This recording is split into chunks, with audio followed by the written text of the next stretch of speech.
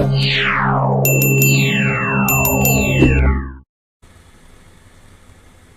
आभार प्रकट करना आता ही नहीं था, अपने टीचर का, अपने दोस्तों का, अपने माता पिता का, रिश्तेदारों का। ऐसा नहीं कि संसार ने मुझे कुछ नहीं दिया, समाज ने मुझे कुछ नहीं दिया, मेरे परिवार ने मुझे कुछ नहीं दिया था।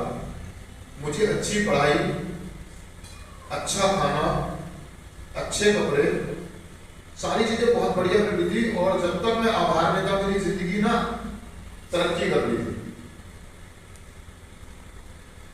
जब तक मैं आभार में था, मैं आभार का मतलब ये कि अपने से बड़ों का, अपने टीचर का सम्मान करना, उनसे प्यार करना, उनकी बातें सुनना और मानना। जब तक मैं ये काम करता रहा तब तक मेरी जिंदगी ना एक सही रास्ते पर चल रही थी और बहुत बढ़िया और बहुत बेहतर। मेरे गुरु थे स्कूल में, अगर वो कहते थे बेटा मोहन सिंह आपको ये काम करना था, मैं करता था, तो मैं आगे जा रहा था। मेरे को अच्छे से याद है कि जब मैं छठी क्लास में गया तो मैं एक दिन भी क्लास में नहीं बैठा, मैं स्कूल से भाग जाता था। मुझे डर लगता था पढ़ाई से। 5वीं क्लास तक तो मैं ले देकर के ऐसे ही पास हो गया, लेकिन जब मैं बड़े स्कूल में गया, छठी क्लास में गया, तो मैं स्कूल से भागने लगा। और जब पेपर नजदीक आ गए, पक्के पेपर नजदीक आए, तो मेरे को डर आया कि यार मेरे घर वालों को पता लग जाएगा, मेरा नाम कट जाएगा। क्योंकि मुझे वार्निंग मिल चुकी थी, लड़कों ने मुझे बता दिया था भाई ये लड़का अगर नहीं आया है और ये कोई इसका नाम काट देंगे, इसे बता देना अगर तुम्हें नहीं मिले तो। क्योंकि लड़के बताते थे क्लास में समझिए आता तो है, प्रार्थनाओं में खड़ा होता है, हाजिरी लगवाता और वहीं से गायब हो जाता है।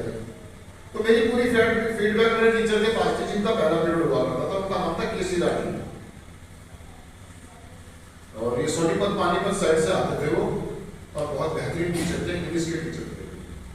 तो मैंने एक दिन क्या करा, मैंने डर को चैलेंज कर दिया अपनी घबराहट को, और मैं उस दिन क्लास में पहुंच गया।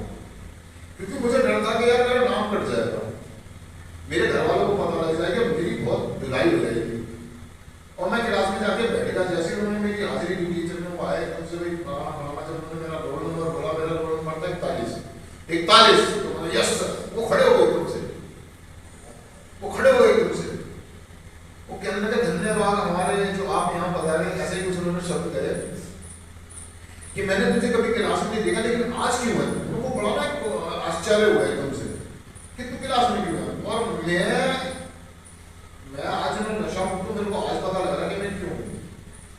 मैंने बड़ी ईमानदारी से जवाब दिया, मैंने गुरु जी ऐसा है, मैं हमेशा स्कूल से भागता था, आज मैं आया। तो उन्होंने पूछा क्यों आया? कि मैंने पेपर आया था पक्के, और मुझे डर मेरा नाम ना पड़ जाए, मेरी पिटाई हो जाएगी बहुत ज्यादा करके। कहना रोज आएगा, मैं आज ही सब्जी हो जाऊंगा। तो कह रहा ठीक है, अगर तू 1 महीने के अंदर ये जितना मैंने होमवर्क दे रखा है बच्चों को, किसी की कॉपी दे करके ये होमवर्क पूरा करके दिखा दे, मैं तेरा नाम नहीं पाऊंगा। मैंने ठीक, और मैंने किसी से मदद के लिए कॉपी ली, और मैंने भाई साहब शुरू हो गया। मुझे लिखना भी नहीं आता था सही से इंग्लिश में, और मैं शुरू हो गया दिन रात। घर वाले भी बड़े अचंभित कि कभी इसने जिंदगी में कॉपी पेन नहीं पकड़ा, आज ये कॉपी पेन लेके लगा हुआ, कॉपी पेन। और जी मैंने कैसे ना कैसे करके नकल मार मार के ना चाहते हुए भी, यकीन मानो मुझे पास कर दिया। वो बात मुझे आज तक याद है, वो बात मुझे 30 साल हो गए स्कूल छोड़े। मैं बड़ा आभारी रहा उस टीचर का, मुझे उसका चेहरा आज भी मेरी आंखों में है, आज भी मेरी आंखों में है। लेकिन यार वो कहते हैं ना, बर्बादी हमको साथ लेकर आती है। मैं पास हो गया, मैं 7th क्लास में चला गया, और मेरा व्यवहार वैसा था। और मैं उस समय तक बीड़ी वगैरह पीता था, बीड़ी वगैरह पी लेता था, और सिगरेट भी चल जाती थी, फिल्में भी देखता था। और धीरे धीरे वो बस वो टीचर चेंज हो गई, क्लास चेंज हो गई, और जिंदगी में फिर से ट्यूटर ले लिया। और 7th क्लास में गया तो कुछ मुझे और डर लगने लगा, और स्कूल से बाहर रहने लगा, मुझे बाहर रहने लगे, कुछ और बिगड़े हुए दोस्त मिल गए। और जब तक मैंने उस स्कूल के अंदर 1 साल पूरा कर लिया था, तो मेरी भी जान पहचान हो गई थी, मेरे भी दोस्त बन गए थे, और मैं और ज्यादा बिगड़ गया। और दोस्तों वहां से मेरी जिंदगी ने ऐसा ट्यूटर लिया कि मैं एक घनघोर एडिक्ट बन गया। मेरी पढ़ाई छूट गई, मेरा सब कुछ छूट गया, और मैंने लोगों का कहना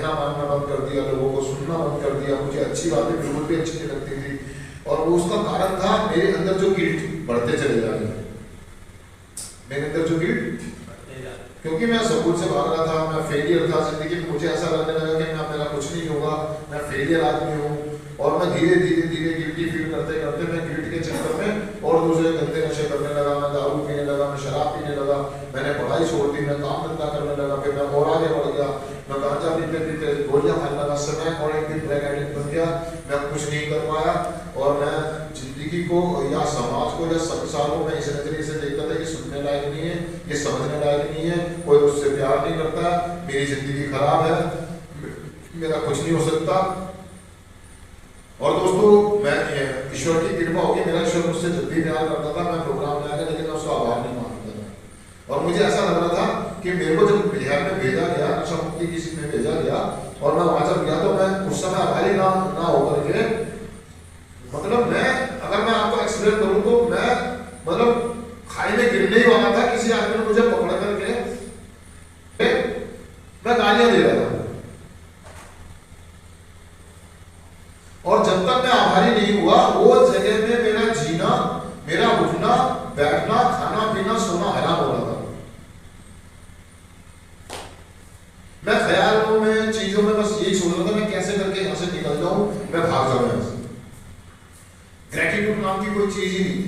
मैं घर वालों को कोस रहा था और उस संस्था के स्टाफ को, वहां के लोगों को कोस रहा था, और मन ही मन नेगेटिव था, जिसको भी देखता था हंसता खेलता हुआ उससे चिढ़ता था, क्योंकि वहां पर बहुत सारे लोगों को मन लगा हुआ था घर में, वो मुझे आके अच्छी बात बताते थे, कोई बात नहीं ठीक हो जाएगा, सेशन में आ जाएगा, पुल्लक की वैल्यू याद कर ले, प्रार्थना याद कर ले, ये कर ले, 12 कदम याद कर ले। तो मुझे उनसे चिड़चिड़ाहट होने लगी, मुझे चिड़चिड़ाहट होती थी ऐसे लोगों से। हाँ वो जो कोई अगर उनमें से कोई ऐसा बता के लोग कहते थे यहाँ से भाग जाएंगे, इसका सामान चुरा के खा लेते हैं, इसकी बीड़ी पी लेते हैं, वो लोग मुझे बहुत अच्छे लगते थे।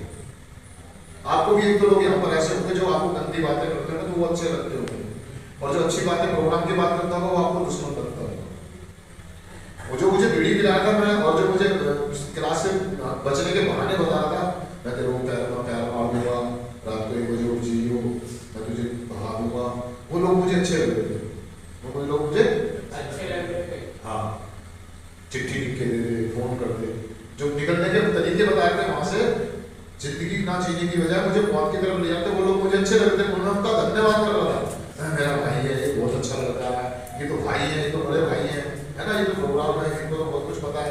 और जो लोग मेरे से प्रोग्राम की बातें कर रहे थे, जो लोग मुझे कह रहे थे कि प्रोग्राम सीखते, वो मुझे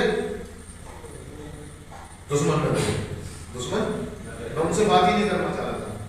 और दोस्तों वहां पर जब तक मैं बेचैन रहा, चिड़चिड़ा रहा, अकेले पड़ते रहा, मतलब 50, 60, 70, 80, 100 लोगों के बीच में मैं अकेला महसूस कर रहा था, अकेले में जी रहा था, मुझे कोई अपना नहीं लग रहा था। और दोस्तों बड़ी गॉड ग्रेस हुई, पता नहीं कब सद्बुद्धि आई, और जब मेरे को पता लगा, मुझे जब किसी ने सेशन दिया ग्रेटिट्यूड पर, आभार के बारे में बताया, किसी व्यक्ति ने आभार पर शेयरिंग करी, जब किसी का रिकवरी बर्थडे बना 2 साल का 5 साल का, और जब उसने अपना ग्रेटिट्यूड शेयर किया कि मैं आभारी क्यों हूं और आज मैं आभार के साथ जी रहा हूं, तो मेरी जिंदगी में क्या उपलब्धियां हैं। और जब मैंने नाम तोड़ करी, मैंने यार जब तक कौन सिंह आप अपने टीचर्स का, अपने माता पिता का आभार कर रहे थे, तो आपके माँ बाप भी आपसे बहुत प्यार कर रहे थे, आपका जीवन कितना सुंदर था, है ना, बढ़िया खाना खाते थे, दूध पीते थे, लस्सी पीते थे, है ना, पार्क में सैर करने जाते थे, वर्जिश करते थे, एक्सरसाइज करते थे। और जिस दिन से तुमने हार मारना बंद कर दिया, आपकी जिंदगी में नशा आ गया। और दोस्तों जिंदगी ने करवट ली, और वो जो मेरा चिड़चिड़ापन, मेरा गुस्सा, मेरी खुन्नसें थी, वो जो मेरा बेचारापन था, वो धीरे धीरे खत्म होने लगा। कब खत्म हुआ? जब मैंने अपनी गिल्ट शेयर की। वो मेरे अंदर जो जहर था, वो जो गिल्ट थे, वो मैंने शेयर की कि मैं ऐसा क्यों महसूस करता हूँ। मैं जब तक अपने आप को अंदर से खाली नहीं करूंगा, एक नया सामान रखने की जगह नहीं बनाऊंगा, तब तक वो नया सामान नहीं बनेगा या नहीं रखा जाएगा, क्योंकि मेरे अंदर पहले से ही ऑलरेडी इतना गंद भरा हुआ था और जगह बननी भी थी। और जैसे मैंने वो गंद साफ किया और जब उसमें नई चीजें आई और मुझे अच्छा सा फील हुआ, अंदर से साफ हुआ, मैंने गिल्ट शेयर करे, तो मैं बड़ा आभारी महसूस किया। थैंक यू यार,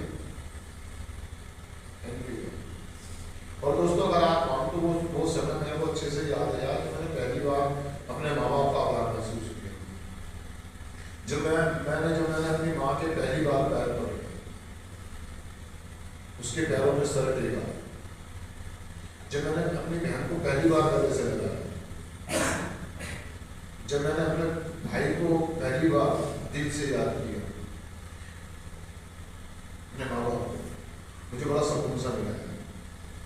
क्योंकि जब मैं इलाज में आया, जब तक मेरे भाई और मेरे पिताजी खत्म हो चुके थे, मम्मी थी, उनको मैंने इतना दुखी किया, इतना दर्द दिया उनको यार। और जब मैं इलाज में आया तो मैं ठीक हो गया, मैं जगह मैंने उनके पैरों में अपना सर रख दिया। और जब उनको कहा कि मेरी जिंदगी को बचाने वाले तुम हो, ये तो मैं तो मर गया। मतलब कहने का मतलब मुझे उस दिन एहसास हुआ कि संसार ने तो मुझे बहुत कुछ दिया, समाज ने, मेरे परिवार ने, मेरे गुरु लोगों ने, मेरे साथियों ने मुझे बहुत कुछ दिया, लेकिन मैंने कभी धन्यवाद नहीं कराया, मैंने कभी थैंक यू नहीं बोला। और दोस्तों फिर धीरे धीरे धीरे उस आभार के साथ मैंने जीना शुरू किया, तो मुझे इस बात का एहसास हुआ कि संसार ने मुझे बहुत कुछ दिया, बहुत कुछ दिया, बहुत कुछ, मतलब गिनवाया नहीं जा सकता यार, उसे बताया नहीं जा सकता, समझाया नहीं जा सकता। ग्रेटिट्यूड, आभार की भावना, ये एक ऐसी भावना, एक ऐसी फीलिंग है जो अगर इंसान के अंदर आ जाए तो जिंदगी बदल देती है। और ये भावना जब मेरे अंदर आई तो मेरी जिंदगी बदल गई। मेरा देखने का नजरिया, मेरा बात करने का तरीका, मेरा सोचने का तरीका, मतलब मेरा सब कुछ बदल गया है। आज मैं हर चीज का थैंक यू करता हूँ। आज के लिए शुक्र है तेरा शुक्र है, तेरा मतलब मैं किसी के मुंह पे ना हूँ, लेकिन मैं पीछे से मन में जरूर बोलता हूँ थैंक यू। अगर कोई लड़का मेरे को चाय लेके आके घर जाता ना, मैं उसके मुंह पे ना हूँ, लेकिन अंदर से मेरे अपना बाबा नहीं करता, क्योंकि मुझे थैंक यू कहना नहीं आता। मैंने रिक्शे वाले में रिक्शे पे बैठा, उसको 10 रुपए दिए और निकल गया, कभी थैंक यू नहीं बोला, कभी थैंक यू नहीं बोला, क्योंकि मैंने पैसे दिए यार उसे, मैंने दुकानदार से सामान लिया और मैंने पैसे दिए, मैंने कभी उसको थैंक यू नहीं बोला। लेकिन अब मैं बोलता हूँ, एक दिन की घटना बताता हूँ आपको। रात के करीबन मैं अपने गुरुदेव के साथ था, रात के 1-1:30 बजे का टाइम था, और मैं आजादपुर चौक की बात कर रहा हूँ दिल्ली की। मैं आजादपुर चौक पे उन्होंने मुझे छोड़ दिया, मैंने बोले मैं यहाँ से निकल जाऊँगा, मुझे रिक्शा मिल जाएगा और मैं निकल जाऊँगा। मेरी जेब में करीबन 7-8 हज़ार रुपए थे, एक फोन था, और मैंने जैसे आगे बढ़ा तो देखा जाम लगा हुआ था, मंडी में बहुत सारे ट्रक आए हुए थे, ट्रक आए तो पूरा करीबन 1 किलोमीटर तक का जाम था पूरा, कोई वाहन नहीं मिल रहा। और मैं पैदल चलते करीबन यकीन मानो मैं करीब 1.5 किलोमीटर पैदल आ गया। अब आगे जब वो जाम खत्म हो गया तो आगे देखा तो पीछे से कोई गाड़ी नहीं आ रही, कोई रिक्शा नहीं आ रहा, कोई आगे नहीं आ रहा, तो पूरा रोड क्लीन, एकदम साफ जीटी करना रोड, एक साइकिल तक नहीं रोड, रात का 1 किलोमीटर। मैं डर गया, मैंने यार पैसे लिए यार, मैंने मेरे साथ कुछ घटना होना, मैं डर गया। इतने में एक रिक्शे वाला आता है, आवाज मारता है, हाँ जी आ गया, मेरा पैसा मांगा, अरे बैठो घर से बैठो, थैंक यू। मैं आगे उतरा, वहां तक के 10 रुपए लगते, मैंने उसको 20 रुपए दिए, कितने दिए 20, और साथ में उसको थैंक यू बोला। मैंने यार रात के 1 बजे मुझे मेरे घर के पास पहुंचाने के लिए आपका थैंक यू, आपका धन्यवाद, आपका आभार, और उसको मैं थैंक यू बोलता चला गया घर तक। हमने यार रात के 1-1:30 बजे, ये नहीं है कि मैंने उसको मेहनताना दिया है, मैंने मेहनताना नहीं दिया, ये एहसान मानूं कि रात को 1 बजे उसने मुझे बड़ी सेवाएं दी। आज मैं कमा करके अपने घर में राशन भरता हूँ, उसको अपनी वाइफ को कपड़े लत्ते दिलाता हूँ, उसके एवज में मुझे खाना बना के देती है, तो क्या वो एहसान कर रहा हूँ उसके ऊपर? मैं उसके एवज में भी उसको थैंक यू बोलता हूँ। मतलब अपनी जेब से उसको कपड़ा ला के दूंगा, साबुन ला के दूंगा, सरफ ला के दूंगा, आटा ला, मतलब सारी चीजें, ये मेरी जिम्मेदारी है यार, ये मेरा कर्तव्य है, मेरा फर्ज है। उसने आपको सेवाएं दी, इसके लिए मुझे धन्यवाद बोलना चाहिए। और सिर्फ मेरी जिंदगी की जो लड़ाई थी वो यही थी कि मैं लोगों को थैंक यू मुझे संबंध बना ले, लेकिन जब से मैं इस प्रोग्राम में आने के बाद मैं थैंक यू बोलना सीखा हूं दोस्तों, मेरे संबंध बन गए परिवार से, समाज से, खुद से, भगवान से। इसीलिए मैं आभार के साथ जीता, आभार के साथ जीता। मुझे पहले थैंक यू बोलना नहीं आता था, आज मैं थैंक यू बोलना इस प्रोग्राम की मदद से, इस कार्यक्रम की मदद से। मेरा मानना ये कि आप जिस दिन थैंक यू बोलना सीख जाएंगे, उस दिन आपके सारे गिले शिकवे, आपकी खुन्नस, आपकी झुंझुन झुंझलाहट, आपका अकेलापन गायब हो जाएगा। वो जो बेचारी आपके अंदर आ गई है कि मेरा कोई नहीं है, मुझसे कोई प्यार नहीं करता है, मेरा कुछ नहीं हो सकता है, मेरी जिंदगी खराब हो गई है, मैं बर्बाद हो गया हूं, ये सारी नेगेटिविटी आपकी खत्म हो जाएगी। शुरुआत आप इस बात से करें कि शेयर करें कि मैं ऐसा महसूस करता हूं, या मैं ऐसा सोचता हूं, या मुझे ऐसा लगता है। आप क्या कहते हैं? कैसे सभी भाई? पहले से बेहतर। अरे क्या बेहतर है भाई? क्या बेहतर है? कभी सोचा आपने इस बारे में? कुछ भी बेहतर नहीं है। और जब तक बेहतर नहीं है, जब तक आपके अंदर बेचारापन है, अकेलापन है, खुन्नस है, मायूसी है, उदासी है, जिंदगी को जिंदगी की शर्तों पे जीने के लिए आपको आभारी तो होना ही पड़ेगा। थैंक यू तो बोलना पड़ेगा। मैं बोलना सीख गया हूं, और जब मैं ऐसा बोलता हूं ना, तो मुझे अंदर से अच्छा लगता है, अंदर से अच्छा लगता है। मुझे ऐसा लगता है कि मैं सुधर गया, मुझ में सुधार है, मुझ में। तो दोस्तों, आज का टॉपिक था सुधरते आभार के साथ सुधरते हुए। तो भैया जो थैंक यू बोलेगा वो आगे आगे आज और अभी से थैंक यू बोलना। शायद अभी मुझे शर्म आती है जोर से बोलने में, मुझे नहीं, मतलब एक एडिट, मैं आज 1000 का 1 लाख आदमी के बीच में चिल्ला के बोल सकता हूँ कि थैंक यू, किसी को भी जिसको बोलना होगा, मुझे कोई शर्म नहीं। अब मुझे शर्म नहीं आती है, पहले मुझे शर्म आती थी किसी को थैंक यू बोलने, किसी को थैंक यू, अब मुझे शर्म नहीं आती। थैंक यू तो थैंक यू यार, उसने मेरी जिंदगी में काम किया भाई, मुझे थैंक यू बोलने में शर्म आती है। हाँ, तालियां दिलवा दो उससे। तो आज और अभी से आप आभार प्रकट करें। क्या करें? आभार प्रकट करें। प्रकट करना नहीं आता, और उसका सबसे आसान तरीका है शुक्रिया। क्या? शुक्रिया। मतलब अपनी भावनाएं बतानी नहीं आती, इसको प्रकट करने का सबसे बेस्ट और आसान तरीका, आप किसी को शुक्रिया बोले, धन्यवाद बोले, थैंक यू। ठीक है दोस्तों? तो इसी बात के लिए आपका भी शुक्रिया। आज के लिए मैं कृतज्ञ, कृतज्ञ समझते हैं आप?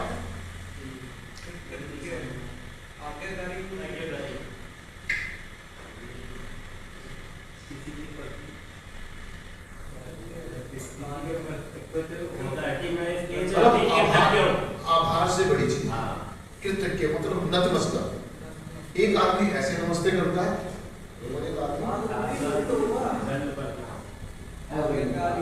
इसे कृतज्ञता है,